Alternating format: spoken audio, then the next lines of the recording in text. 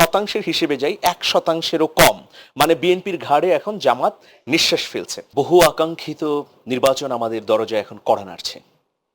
নির্বাচন নিয়ে নানা ধরনের শঙ্কা ছিল মানুষের মধ্যে।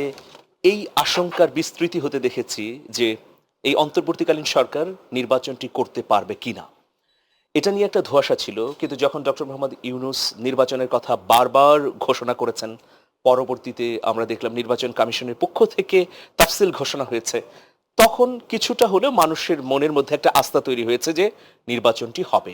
এরপরেও আজকেও বা গতকাল বা দুদিন আগেও আমরা দেখেছি যে সুশীল সমাজের তথাকথিত একটি অংশের পক্ষ থেকে এই ধরনের বয়ান ছড়িয়ে দেওয়া হচ্ছে যে 12ই ফেব্রুয়ারিতে কোনো নির্বাচন দেখা যাচ্ছে না।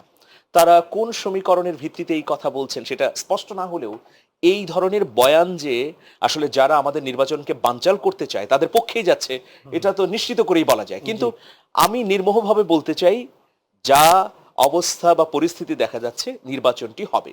প্রশ্ন আসলে এখানে নয়, প্রশ্নটি হচ্ছে যে এই নির্বাচনটি সুষ্ঠু, অবাধ এবং সংঘাতহীন হবে কিনা।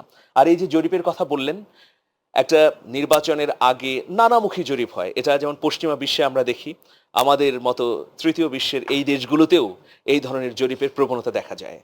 কিন্তু এই জরিপের মধ্য দিয়ে কার কি উদ্দেশ্য, তার অন্তর্নিহিত বিষয়ও রয়েছে। প্রত্যেকেই কি আসলে নিরপেক্ষ জায়গা থেকে জরিপটি করছে কিনা, এটা যেমন একটা প্রশ্ন সাপেক্ষ বিষয়। আরেকটি বিষয় হচ্ছে যে এই জরিপের মধ্য দিয়ে কোন লক্ষ্যে পৌঁছাতে চায়।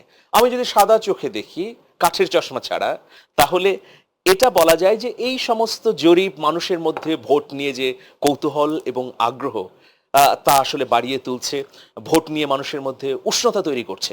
এটা অবশ্যই ইতিবাচক। তবে কার কি উদ্দেশ্য আছে, সেই উদ্দেশ্যে গেলে আরো বিস্তারিতভাবে আলোচনা করতে হবে। দেখুন, আজকের জরিপে যে বিষয়টি উঠে এসেছে যে বিএনপি 34%, জামাত 33%, এবং আমরা যদি শতাংশের হিসেবে যাই 1%-এরও কম, মানে বিএনপির ঘাড়ে এখন জামাত নিঃশ্বাস ফেলছে। কিছুদিন আগে ইন্টারন্যাশনাল রিপাবলিকান ইনস্টিটিউট IRI একটা জরিপ করেছিল, সেখানে আমরা দেখলাম যে বিএনপি 30%, জামাত 26%, এনসিপি 6 এবং ইসলামী আন্দোলন বাংলাদেশ 4%। আজকের জরিপে আমরা দেখতে পাচ্ছি যে এনসিপি 7, ইসলামী আন্দোলন বাংলাদেশ 3। এখন আজকের জরিপকে সামনে রেখে যদি পর্যালোচনা করি, তাহলে দেখা যাচ্ছে যে জামাত নেতৃত্বে যে 11 দলীয় জোট গঠিত হয়েছে, সেখানে আবার এনসিপি রয়েছে এবং সাথে রয়েছে ইসলামী আন্দোলন বাংলাদেশ। তার মানে ওই 7, 3, 10 যদি যুক্ত হয়ে যায় জামাতের সঙ্গে, তাহলে 33 আর 10 43% হয়ে যাচ্ছে। অন্যদিকে বিএনপি থাকছে 34%।